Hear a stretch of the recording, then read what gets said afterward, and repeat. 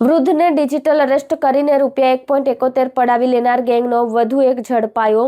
4% commission પર bank account આપતો હતો। સુરતમાં 61 વર્ષીય વૃદ્ધને ડિજિટલ અરેસ્ટ કરીને ₹1.71 કરોડ પડાવનાર ટોળકીના વધુ એક ઠગ આરોપીને દિલ્હી એરપોર્ટ પરથી ઝડપી પાડ્યો હતો।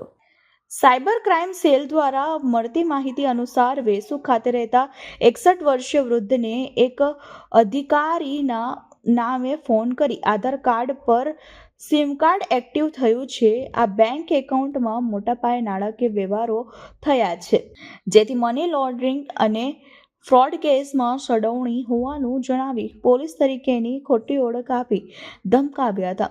બાદમાં ઠગબાજોએ તેમને ડિજિટલ અરેસ્ટ કરી અલગ અલગ બેંક એકાઉન્ટોમાં ₹1.71 કરોડ ટ્રાન્સફર કરી લીધા હતા। સાયબર સેલે આ ગુનામાં અગાઉ આરોપી મુકેશભાઈ મગનભાઈ પટેલ અને મેહુલભાઈ રણછોડભાઈ પટેલને ઝડપી પાડ્યા હતા।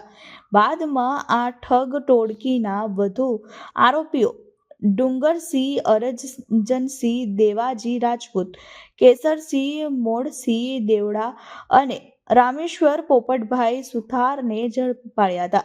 બાદમાં સાયબર ક્રાઇમ સેલ પોલીસે આ ગુનામાં વધુ એક આરોપી શંકર સોમાભાઈ ખેમસીભાઈ ચૌધરીને દિલ્હી એરપોર્ટ પરથી ઝડપી પાડ્યો હતો।